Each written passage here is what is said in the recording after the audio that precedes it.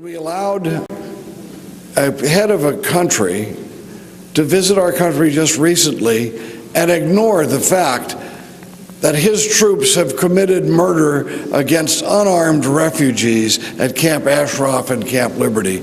How could we possibly have let that gone by? I say that all of us who really value our freedom have to make demands on our government, and one of the demands is not to treat the mullah regime in Iran nor the regime under Mr. Maliki as a democratic government, but they should be treated for the gangsters that they are. We need to remember those folks, those people who are suffering at this moment and in jeopardy at Camp Liberty. They are the front line of defense for the free people of the world against radical Islam. We should never take them for granted, and that we should always let them know that we care for them.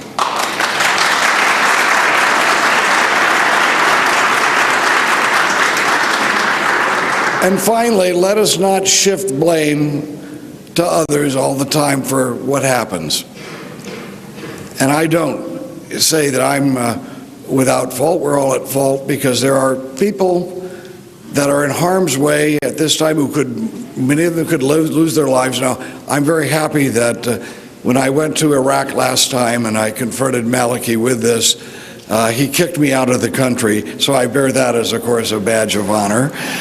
So what should we do? What do we have to do to prove that we are sincere in our concern for these people whose lives are at stake? This has been going on for years now.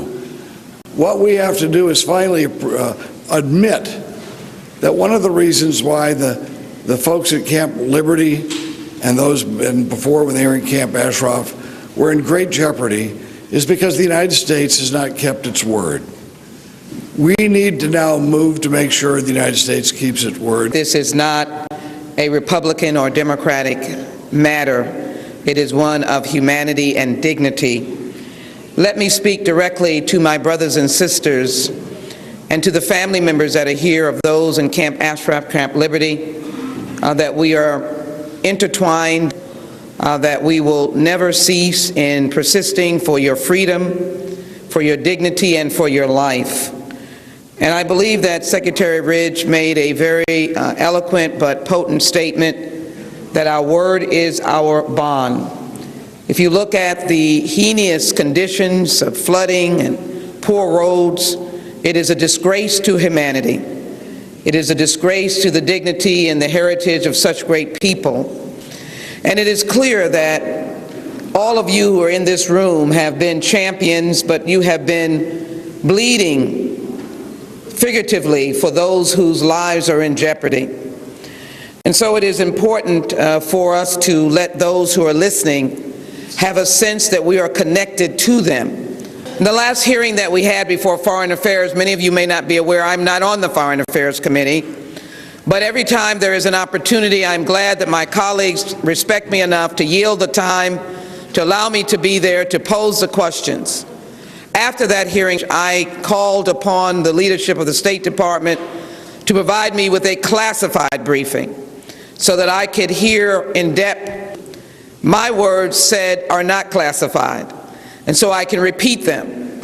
I have pushed and insisted that the State Department not rest until the Iraqis who are held in a vicious hostage situation be rescued, and be rescued immediately.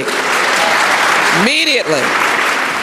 I don't fault negotiators for trying to stop the proliferation of nuclear weapons. But what we are suggesting is that we'll never substitute for finding peace for the MEK or finding relief for those violated viciously in Camp Liberty and Camp Ashraf, or finding your loved ones and bringing the hostages home safely. But I believe it is important that we call upon the State Department, if it is the lead agency, to be able to take the message that is given today, that we are in fact our brothers and sisters' keeper. We cannot leave them abandoned.